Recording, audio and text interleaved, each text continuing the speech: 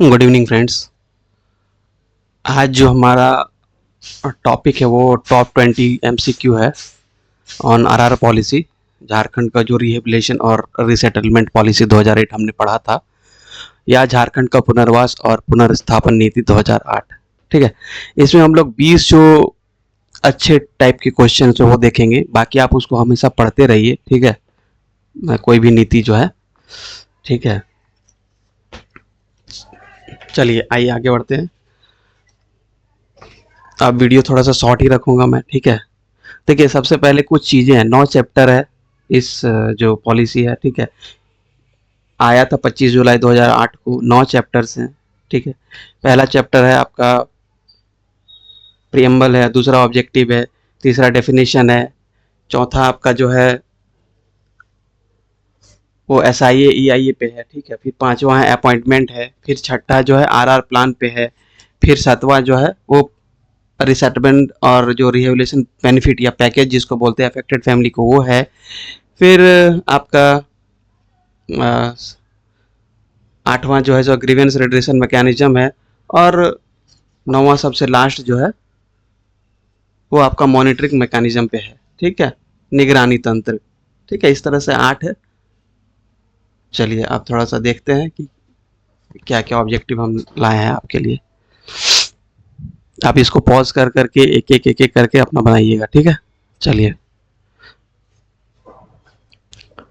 तो पहला ऑब्जेक्टिव है कि भाई लैंडलेस जो पर्सन होते हैं, for the landless person small traders labourers, ठीक है, ये इमीडिएटली आपको क्लिक में करना चाहिए था। लैंडलेस लेबर का डेफिनेशन है चैप्टर 3 में, ठीक है। 2 में देखिए, एक में डेफिनेशन है आपका पहला वाला में एडमिनिस्ट्रेटर का, उसके बाद दूसरा वाला जो पॉइंट है उसमें 2 सबसेक्शन है। एक तो जो जिसका अपना प्रॉपर्टी गया है, और एक लैंडलेस या लेबरर का, ठीक है। तो उसमें लिखा गया है कि जो लैंडलेस लेबर्स होंगे, for a landless person small traders labours in the scheduled area to qualify as an affected family, ठीक है, they must have been continuously residing or engaged in occupation for minimum period of कितना दिन साल से होना चाहिए, ठीक है। ऑप्शन क्या है कि कोई भी एक जो भूमिहीन मजदूर या छोटा सा जो व्यापारी हो जिसके पास अपनी जमीन नहीं है, यही कहता है वो जो चैप्टर 3 है, ठीक है। उसमें जो डेफिनेशन है उसमें प्रभावित परिवार का एक डेफिनेशन है। प्रभावित परिवार होने के लिए एक भूमिहीन मजदूर व्यक्ति, मजदूर, व्यापारी को एक प्रभावित परिवार होने के लिए शेड्यूल्ड एरिया माने अनुसूचित क्षेत्र में कितने दिन मिनिमम आवास होना चाहिए, कितना दिन से मिनिमम उसको वहां रहना चाहिए, तभी वो कहलाएगा। बताइए, ऑप्शन आपका है 4 ऑप्शन है यहाँ पे। 50 साल, 20 साल, 15 साल, 30 साल। जब हम लेक्चर में पढ़ाए थे तभी बताए थे 7, 15, 30, 60 यही याद करना है, ठीक है। तो 30 साल इसका आंसर हो जाएगा, ठीक है, 30 ईयर्स, ठीक है। और नॉन शेड्यूल एरिया में, नॉन शेड्यूल एरिया में कितना हो जाएगा भाई? नॉन शेड्यूल एरिया में 15 साल, ठीक है। आप डेफिनेशन देखिए, नॉन शेड्यूल एरिया में 15 साल, ठीक है। चलिए, और इसको तय कौन करता है कि एक भूमिहीन एडमिनिस्ट्रेटर और ग्राम सभा मिल करके, ठीक है, सर्टिफाई करता है कि हाँ ये भाई है, यहाँ रहता था, इसका जमीन वगैरह ये जो इस काम में जुड़ा हुआ था वो जमीन जाने के चलते ये जो है अफेक्टेड फैमिली, प्रभावित परिवार है, इसलिए इसको मुआवजा दिया जाए, ठीक है। चलिए दूसरा देखते हैं। दूसरा कहता है कि भाई अगर डिस्प्लेसमेंट 100 से लेस हो, 100 परिवार से कम अगर विस्थापन होता है, ठीक है, कोई कहीं कहीं किसी एरिया का जमीन जो है सो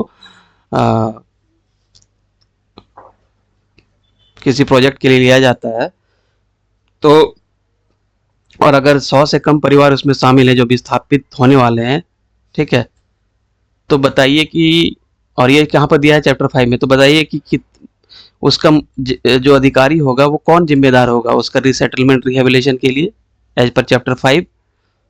बताइए। हाँ, ये हो जाएगा आपका डिप्टी कमिश्नर, ठीक है, डीसी, ठीक है। फिर देखते हैं, चलिए फटाफट आगे। फिर कहता है कि भाई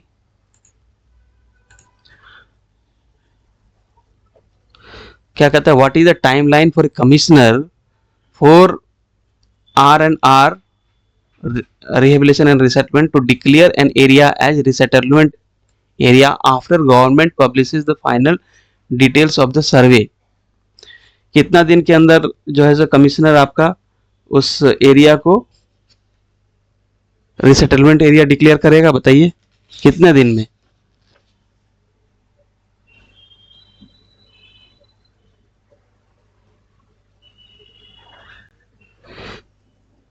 15 दिन। ठीक है, देखिए यहाँ पे दो चीज है कमिश्नर का रोल, यहाँ पे दो चीज है कमिश्नर का रोल। ठीक है, यहाँ पे 15 दिन कैसे? देखिए कमिश्नर का दो रोल है, एक सुपरवाइज करेगा, ठीक है, जो डीसी क्या काम कर रहा है भाई, ठीक है, और उसको अप्रूवल देता है। क्या क्या देता है, देखिए एसआईए क्लियरेंस जो चैप्टर 4 में है वो अकॉर्ड करता है कमिश्नर। कमिश्नर एसआईए क्लियरेंस को फाइनल अप्रूवल अकॉर्ड करता है within 30 days from the date of public hearing. जो एसआईए ईआईए होने के लिए जो पब्लिक हेयरिंग था उससे 30 दिन के भीतर करता है। और यहाँ पर क्या है, ये जो चीज है ये चैप्टर 6 में है आरआर प्लान में। इसमें क्या दिया हुआ है कि भाई कमिश्नर रिसेटलमेंट और रिवेल्यूशन का कमिश्नर जो है ना, बाय एक ऑर्डर से डिक्लेयर करेगा कोई भी एरिया को रिसेटलमेंट एरिया, ठीक है, for affected family within 15 days from the date of when the government publishes the final details of survey. जब सर्वे जो है डिटेल सर्वे अब गवर्नमेंट जब पब्लिश कर देगी उसके 15 दिन के भीतर। ठीक है, फटाफट आगे चलिए। चौथा question, what is the maximum limit of land in family decimal पर decimal allotted free of cost as house site for affected family urban area. Urban area मतलब आपका जो शहरी स्थल है, शहरी क्षेत्र में अगर जमीन चला गया तो उसके लिए कितना मुआवजा मिलेगा? 5 डिसमिल है, ठीक है, 5 डिसमिल है। और ग्रामीण क्षेत्र में 10 डिसमिल। ठीक है, चलिए उसके बाद आगे चलिए, ये आपको 7 चैप्टर 7 में मिलेगा। ठीक है, चैप्टर 7 का पहला ही जो मैंने पॉइंट दिया है उसमें देख लीजिएगा, रूरल एरिया में 10 डिसमिल और अर्बन एरिया में 5 डिसमिल। ठीक है, चलिए लैंड, यहाँ पे लैंड पूछा है, ठीक है, और घर बनाने के लिए वो नहीं पूछा कि घर बना के कितना देगा, वो तो TBHK और ये सब मिलता ही था, तो उसके लिए आपका 100 स्क्वायर मीटर मिलता है। ठीक है, टोटल कारपेट एरिया। ठीक है, फिर आगे चलते हैं। The annuity policy provided in lieu of employment guarantees a payment for period of 30 days from date of displacement or until the provision of employment to affected family whichever is come। ठीक है, देखिए रोजगार के बदले प्रदान की गई वार्षिक नीति स्थापन की तारीख से 30 दिन की अवधि के लिए या प्रभावित परिवारों को रोजगार प्रदान करने जाने के लिए भुगतान गारंटी देता है। जो भी हो, बताइए, जब तक कि उसको रोजगार ना मिल जाए जो अफेक्टेड फैमिली है। ठीक है, 30 साल के लिए दिया जाता है ना। अगर किसी को रोजगार मिलना था और रोजगार मान लीजिए नहीं मिला, ठीक है, तो कितना दिन के लिए उसको भत्ता मिलेगा? ये जो है ना चैप्टर आपका 7 में है, इसको थोड़ा सोच के बताइए।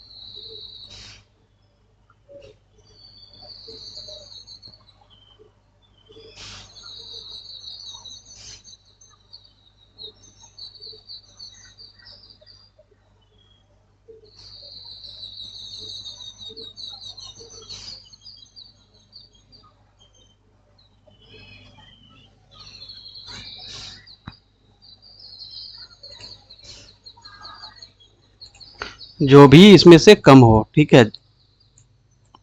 देखिए क्या बोल रहा है, अगर विस्थापित फैमिली है, ठीक है, उसमें रोजगार देना था, अगर रोजगार नहीं मिलता है तो 30 साल तक, या जब तक रोजगार मिल जाए, जब भी रोजगार मिल जाए उतना दिन जो भी होगा तब तक उसको भत्ता मिलेगा, ठीक है।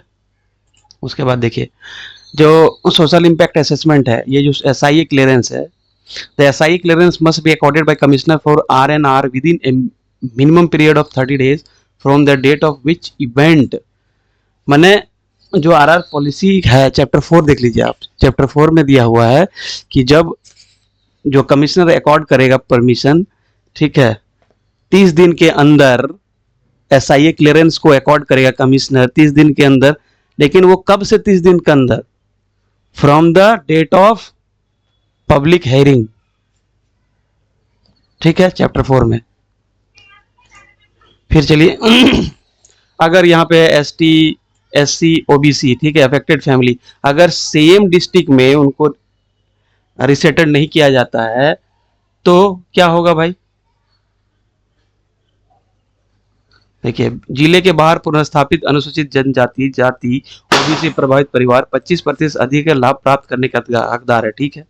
उनको अगर जिले के अंदर नहीं है तो 25% ज्यादा भत्ता मिलेगा, जो कि एक जिले में ही अगर उनको रिसेटल या पुनर्स्थापित किया जाता है, तो जिले के बाहर है तो उससे 25% ज्यादा। एसटी एससी ओबीसी, ठीक है।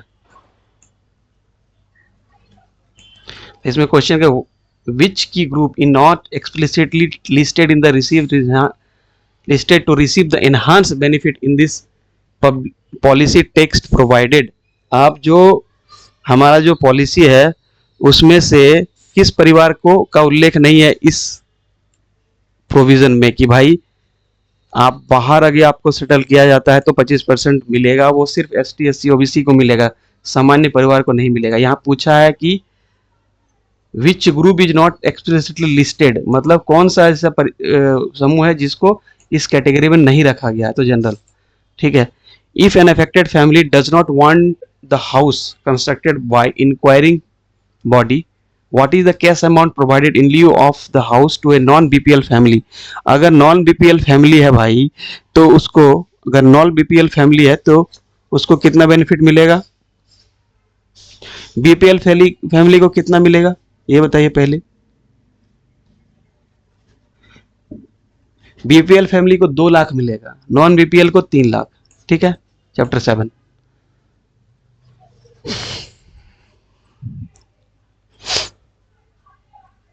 फिर देखिए क्या कहता है, which specific body must be consulted in case of involuntary displacement of 100 और more scheduled tribe families from scheduled area. अगर अनुसूचित क्षेत्र से 100 या 100 से अधिक जनजाति परिवार अनैच्छिक रूप से विस्थापित हो रहे हैं तो इस मामले में किस विशिष्ट निकाय से परामर्श लेना जरूरी है बताइए।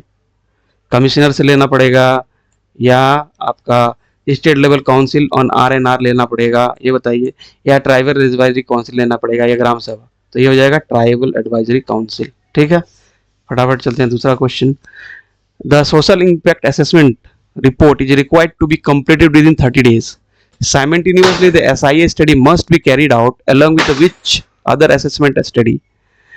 30 दिन के अंदर SIA जो सोशल इम्पैक्ट असेसमेंट है उसको कंप्लीट करना जरूरी है, लेकिन इसके साथ एक और, यदि इन्वायरमेंट को चोट होता है, पर्यावरण की क्षति होती है इस जमीन अधिग्रहण से, तो SIA के साथ किसका असेसमेंट जरूरी भी है, EIA, ठीक है। और इस केस में पब्लिक हेयरिंग भी देना जरूरी है।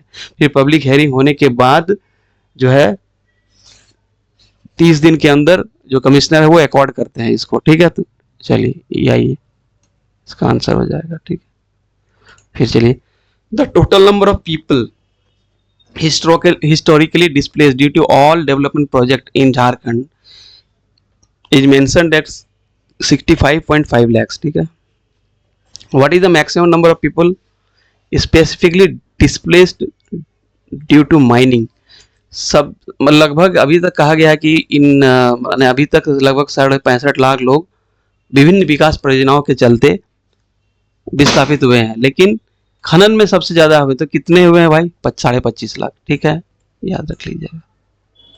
फिर आइए, द एडमिनिस्ट्रेटर मतलब डीसी साहब, ठीक है, फॉर आर एन आर, ठीक है, has the power to delegate, अपने पावर को दूसरे किसी अधिकारी जो समकक्ष हो या निचले अधिकारी को देने की का प्रावधान है कि वो एडमिनिस्ट्रेटर अपना जो ड्यूटी है या रिस्पॉन्सिबिलिटी है वो किसी को डेलीगेट कर सकता है, किसी को दे सकता है कि तुम मेरे बदले काम करो।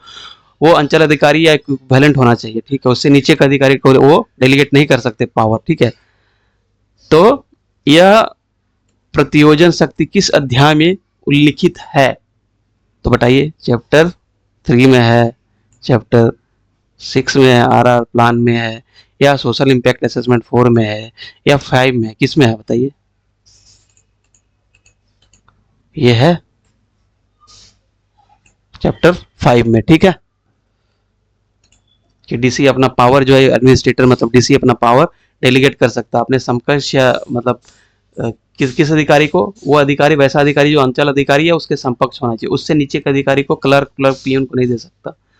What is the cash amount provided to affected family for shifting transportation? देखिएगा 35 + 15 + 50 ऐसा करके एक फॉर्मूला हम बताए थे, 35 + 15 + 50, उसमें देखिए 3 चीजें दी हुई हैं, ठीक है।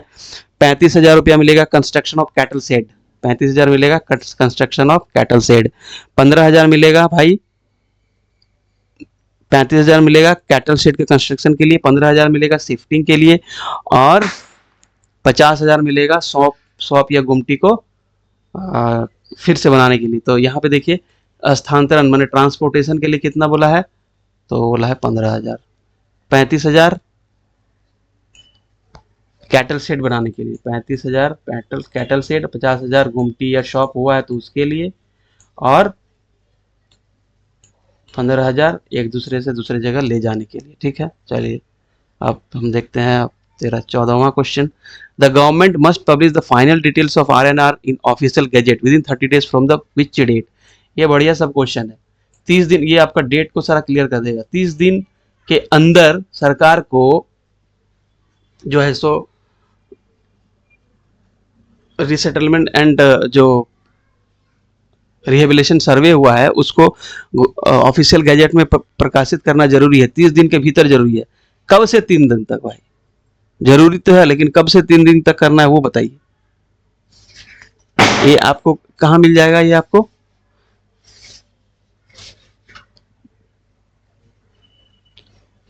यहाँ पे देखिए 30, 15 ये सब का बड़ा खेला है, ठीक है। ये जो है ना 30 हो गया, 15 हो गया, 10 हो गया, ये सब का बड़ा खेला है। तो 30 दिन के अंदर आपको करना है, कब से कब करना है बताइए।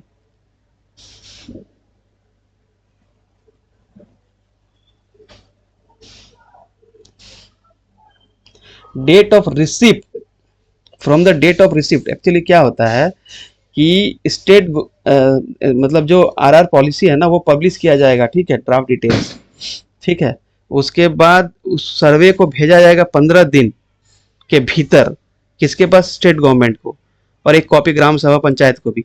फिर स्टेट गवर्नमेंट जैसे रिसीव करेगी उसको तो 30 दिन के भीतर गवर्नमेंट उसको ऑफिशियल गैजेट में कर देगी, ठीक है। ये लिखा डेट ऑफ रिसिप्ट, सॉरी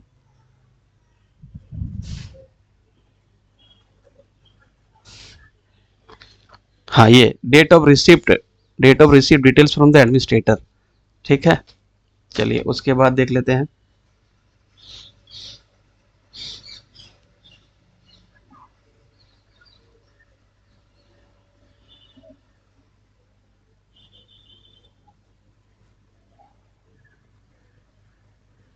आगे चलिए 16वां question. The percentage of tribals in Jharkhand came down from 50% 1931 to what percent in 2001 as noted in preamble? इस चैप्टर का, इस जो पॉलिसी है आरआर पॉलिसी, उसका जो चैप्टर 2 है ऑब्जेक्टिव में, सॉरी हाँ ऑब्जेक्टिव में, उसमें ये चीज लिखा हुआ है कि भाई पहले मेरा कितना था अभी कितना हो गया। पहले लगभग जो है ना आपका 50% था, अभी लगभग 26.3 था 2001 में, 2011 में 26.2 हो गया है, ठीक है। अब देखिए which specific mechanism for addressing grievances is explicitly excluded from the preview or R&R tribunal function? देखिए जो चैप्टर 8 है ना, उसमें ट्रिब्यूनल जो न्यायिक न्यायाधिकरण है ना, उसका उल्लेख है चैप्टर 8 में, ठीक है, चैप्टर 8 में।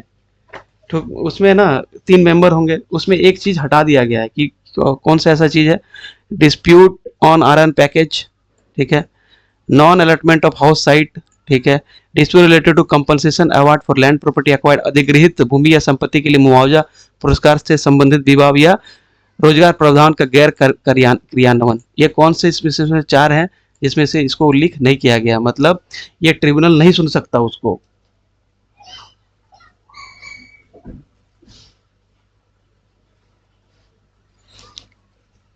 कंपनसेशन अवार्ड है ना, dispute related to compensation award for land property acquired, मतलब एक जमीन के अनुसार इस पैकेज में एक इस तरह का दिया हुआ है कि एक घर मिलेगा, 5 डिसमिल मिलेगा, 10 डिसमिल मिलेगा, हाफ एकड़ मिलेगा, इतना। तो ये जो पैकेज है ना, ये अगर आपको लगता है कि मेरे लिए ठीक नहीं है या गवर्नमेंट मेरे साथ न्याय नहीं कर रही है मेरा जमीन लेके, तो आप इस ट्रिब्यूनल में आपकी सुनवाई नहीं हो सकती, कहीं और आपको जैसे हाई कोर्ट जाना पड़ सकता है, ठीक है।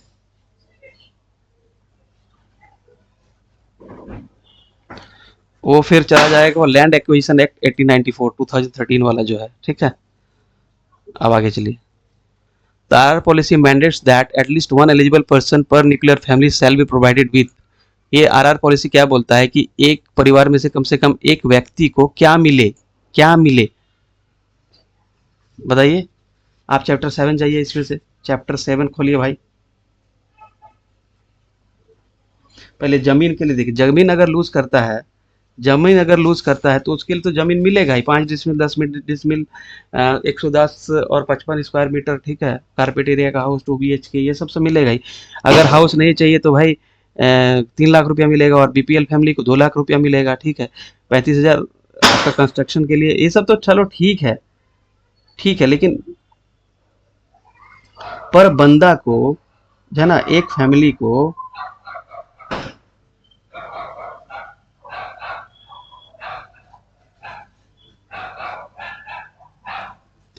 एम्प्लॉयमेंट देना पड़ेगा, ठीक है। अगर डिस्प्लेस हो गया वो जमीन वगैरह तो ठीक है, employment in the project at the rate at least 1 eligible person पर न्यूक्लियर फैमिली। देखिए ये तो ठीक है, 1,000 रुपया कम मिलेगा। अगर लैंड एक्वायर नहीं होता तो 1,000 रुपया पर डे पर ये मिलता है, ठीक है, पर एकड़ मिलता है 30 साल तक, या जब तक उसको मतलब रोजगार मिल जाए, ठीक है। तो रोजगार लेकिन पहले देने का मतलब प्रावधान है, फिर उसके बाद ये चीज है कि नहीं मिलेगा, ठीक है।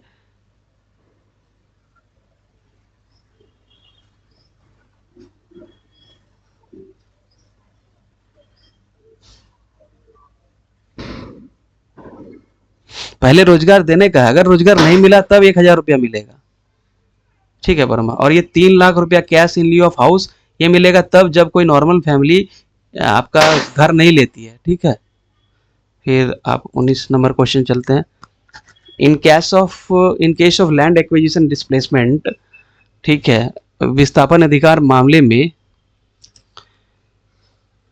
एक ऑब्जेक्टिव है कि हार्मोनियस रिलेशनशिप बना के रखना चाहिए, सौहार्दपूर्ण व्यवहार बना के रखना चाहिए through mutual cooperation between affected family and which specific entity.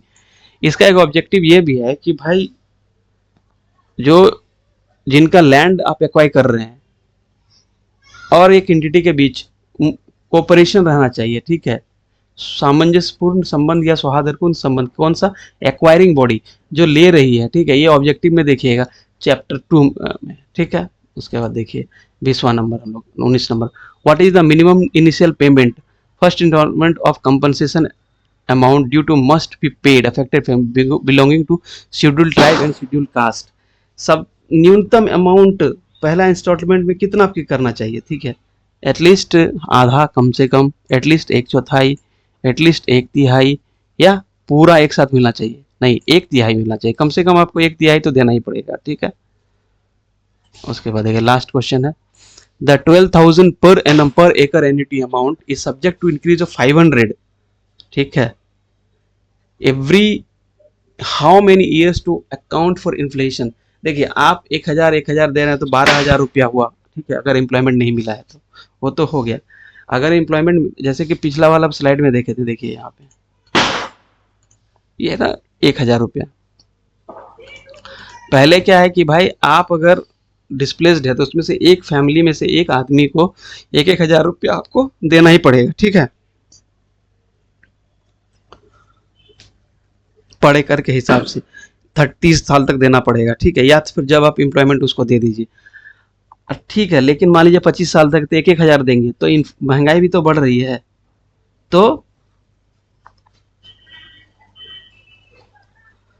हर 2 साल में आपको 500 रुपया बढ़ना है, इसमें से 12,500 हो जाएगा, ठीक है।